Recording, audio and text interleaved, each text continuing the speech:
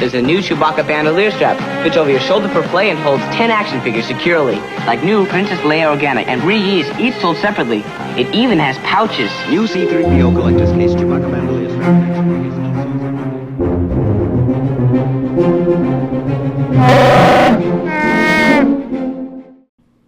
Hello and welcome to the very first episode of the Collector's Case. I'm your friend Rob the Archaeologist, and I'm here today to introduce myself more than anything else. So in terms of an introduction, my name is Rob, as I've said. I am a real-life archaeologist, and this channel is my ode to six-scale collecting. And to go along with my introduction a little bit, why am I called Chewie's Bandolier? Well, the intro video should kind of give you an answer to that question. When I was a kid growing up, those collector's cases were all the rage. They had a Darth Vader helmet shaped one, they had a C-3PO shaped one, and the one that I had, because I thought it was the coolest and easy access to figures to play with, was the Chewbacca's Bandolier strap, which we always just called Chewie's Bandolier. And yeah, that's why I thought of that name for this channel. So that's why I'm called Chewie's Bandolier, because Chewie's Bandolier holds figures. So there you go. I did the other set of videos, my 6-scale archaeology series, and that went over very well. And to everybody who liked them and commented, I appreciate you greatly. This show is a little different. Sometimes these are going to be recorded, and other times I'm going to be streaming on this channel. The streaming stuff will be different from time to time, depending on what we want to talk about. It could be new figures that have been announced. It could be interviews with other collectors. And it could just be a live stream where we all get together and talk about stuff that's come out during the week. Because I like to talk about this stuff, and I know you guys do too. So this inaugural episode is going to focus finally on the Hot Toys Indiana Jones 6-scale figure from the Dial of Destiny, which came out a few months ago. I'm a massive Indiana Jones fan, as you can probably guess. And so when this one was announced, obviously I was over the moon excited about it, and I instantly put down a pre-order on it. And I am not at all disappointed, let me tell you. This figure is unreal. So not only does it look like Harrison Ford, older Harrison Ford, it's a dead ringer for Harrison Ford. It comes with all kinds of amazing accessories. The leather jacket is real leather. His boots are real leather. The whip is real leather. They pulled out all the stops for this figure, and you can tell when you look at it. It's that good. Now, obviously, I'm very excited for the one day when they release the Raiders of the Lost Ark 2.0, because I never did get the first one. I wasn't collecting when that was available, so I missed out on it. Unfortunately, that's been one that's hard to get because it's in the past been very, very expensive. But in terms of what's coming up, it came out in 1981. So that means we're not far away from the 50th anniversary of Raiders of the Lost Ark. So I'm very, very excited to see what they bring up with that. Hopefully there's another young indie.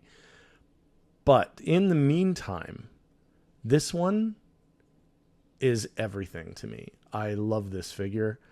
I can't get over how good it is. So enough about that. Let's have a look.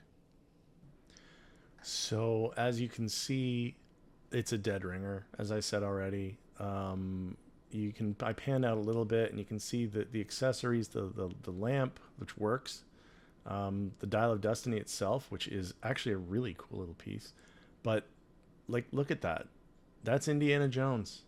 He's an older Indiana Jones, but that's Indiana Jones. And this base, I have it turned around because honestly, I didn't want to have the big Indiana Jones name splashed all over it. I thought that was kind of, I don't know, it just kind of came off like cheesy to me. So I prefer this with the broken bridge. I think it looks cooler. But as you can see, if you go in, that's the Dial of Destiny. They did some really, really good intricate work on that. It looks great. The only thing I would say is it would be great if it actually could turn. You could turn the dials, but other than that, it's amazing. And then there's the leather whip, the real leather whip, which is posable. The leather jacket is also, I mean, it's real leather. It's not going to chip and flake. Even the strap on his satchel is leather, and the satchel is also really, really good. It's down to the letter, identical to the real thing. And that's the little working lamp that he has, and it's also really cool. And of course the hat. I have the hat. I have the whole outfit myself, but you know, I don't wear it as well as he does. But like, look at that. That's Harrison Ford. This is Indiana Jones.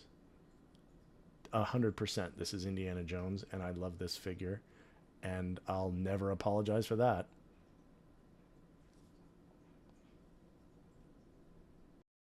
So as you can see, it's unbelievable. I couldn't be happier with it.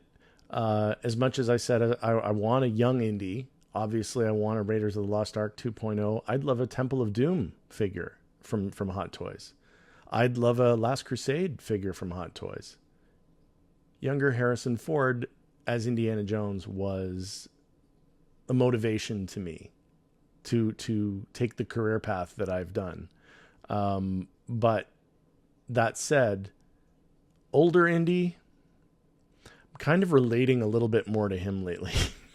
While I'm more partial to the younger Indy, I have to admit this older Indy, for me, especially now at my age, is a lot more relatable. I'm definitely more in tune with his aches and pains and his getting tired and his, trying to understand the kids that he's teaching. This will be on the test. No one read the work. Okay. I guess I'll spoon feed it to you. That kind of thing. It's a real thing. So that said, yes, I do very much identify with older Indy right now, but I would still love, I still, Howard, I'm begging you, please do another Raiders 2.0. Do a Raiders 2.0 of Indiana Jones. I'm begging you. I don't know what it will take, but I'm begging you, please. But yeah, that said, it's a perfect figure for me. I can't say enough good about it. I don't have a single thing that I could say is negative about it.